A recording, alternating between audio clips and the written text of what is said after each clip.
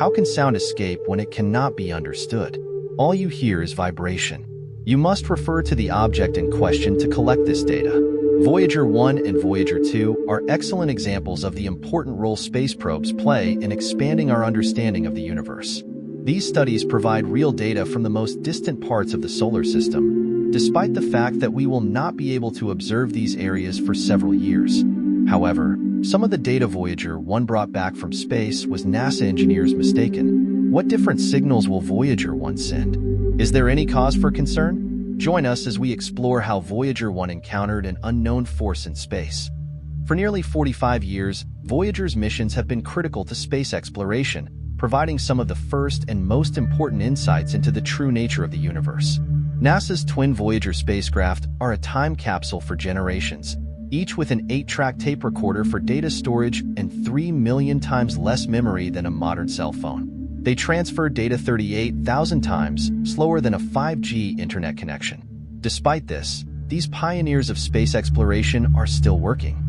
Our sun and its planets travel into a region called interstellar space that has not been explored by other spacecraft. By combining data from previous missions with observations made by the Voyager probes, scientists are getting a more complete picture of our solar system and the interaction between the heliosphere and interstellar space. No other spacecraft has changed our understanding of the sun and its effects on the environment like Voyager. Each Voyager spacecraft has a golden record, which is a type of human messenger. The disc includes music, tributes in different languages, photos of life on Earth, and basic science diagrams of life that might encounter the spacecraft.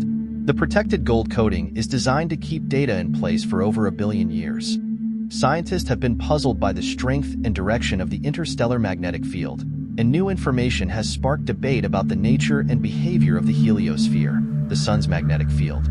Originally thought to resemble a comet, the heliosphere may be more spherical than previously thought. It is not known whether the size of the heliosphere changes with the solar cycle or whether it remains mostly constant, but the Voyager spacecraft provided clues to help scientists investigate the situation. Astronomers begin with the interstellar phase and end with the solar wind, a stream of charged particles from the sun. This plasma pushes out the cool, dense interstellar plasma, like sand that stirs water in a river. Just as the upper tropopause separates the Earth's atmosphere from space, the heliosphere is surrounded by a region called the heliopause, the region where the solar wind slows down and interact with the interstellar medium. At the time of Voyager's launch, the location of the heliopause was unknown. Some think it will be as close as Jupiter, which is only 5 times farther from Earth than the Sun. However, as the spacecraft entered deep space, the estimate of the heliopause distance increased. Not Jupiter, Saturn, Uranus, or Neptune. No one knew for sure where or when Voyager would enter interstellar space. Voyager began collecting signals of the heliopause after its encounter with Neptune in July 1992. The spacecraft detected strong radio signals at frequencies between 2 and 3 kHz. Some scientists believe that these radio waves were caused by a solar flare that occurred more than a year ago. The plasma of these flares reaches the heliopause, causing the excitation of electrons and the emission of radio waves. The footprint is much denser than the outer heliosphere, although it appears to be a near-perfect vacuum by Earth standards. By measuring the speed of objects in the Sun and the time it takes to reach the heliopause, researchers calculate the distance to the Sun. The average distance between the Sun and the Earth is 1 astronomical unit, AU, and the distance to the heliopause is between 116 and 177 AU. In 25.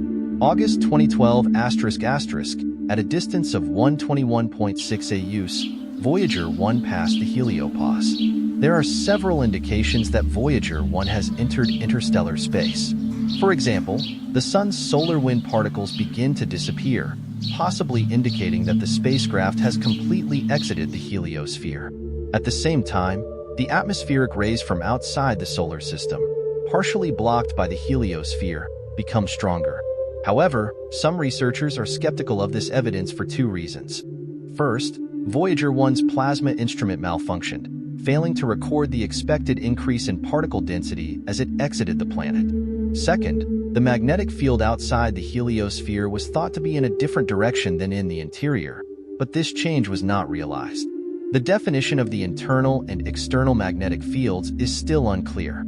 Despite these uncertainties, solar activity in early 2012 contributed to Voyager's success.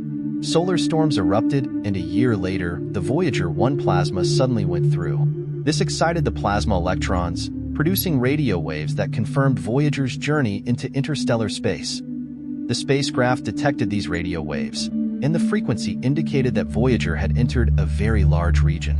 In 2018, Voyager 2 completed its heliopause pass on November 5th. There are currently no questions about the category. The spacecraft's plasma instrument was operated with the ability to monitor the increase in particle density caused by protons, electrons, and other charged particles that hit it. It also measured temperatures between 30,000 and 50,000 K, above the temperature of the surrounding interstellar medium. The plasma may have been compressed as it entered the heliosphere, increasing its temperature. Like Voyager 1, Voyager 2 observed a weakening of the solar wind and an increase in solar radiation. But the magnetic field has not yet reversed direction, confirming that the result has been found. Voyagers 1 and 2 will continue to move around the planet, regardless of how it looks. Since the spacecraft's signals travel at the speed of the Moon, it takes more than 22 hours to reach Earth. When Pioneer 10 lands in late 2023, Voyager 2 will have traveled to 129 Australian dollars, surpassing it as the second farthest spacecraft from Earth. The two Voyagers are traveling in opposite directions, farther from Earth than the other spacecraft. Voyager 1 detected a whispering sound associated with waves found in the thin air in the near interstellar space, scientists said. As the plutonium that powers the Voyagers runs out, the spacecraft loses heat and loses power. In return, NASA said the group shut down systems, including some that were initially thought to be malicious. These systems include a heater that protects the equipment that is still working against extreme cold in the room. Interestingly, the 5 devices that have stopped heating since 2019 are still working. NASA scientists are skeptical that the Voyagers will continue to operate at temperatures far below what they were designed to withstand. Additionally, Voyager 1's Attitude Communication and Control System, AACS, which keeps the probe's antenna grounded, was operational last year. So far, the inspection is working fine and there are no known intrusions. Due to computer malfunctions that occurred years ago, the survey began sending incorrect phone calls, destroying valid data in the process. The extension of the site inspection was also lost. This raises the question of whether it is time to retire one of NASA's oldest space probes. Recently, NASA experts were able to solve the problem by instructing the system to return to its previous computer. The agency says the failure will not affect the long-term viability of the mission. Meanwhile, some scientists have begun to explore the possibility of developing a replacement for the Voyagers. However, no one knows for sure how long these two spacecraft will last. It needs to be warm enough to keep the antennas grounded so the fuel doesn't freeze. Plutonium is responsible for producing Voyager's heat, but as it decays, it becomes less powerful each year. Thanks for watching another episode. While you're still here, click on the video on the screen for more space information.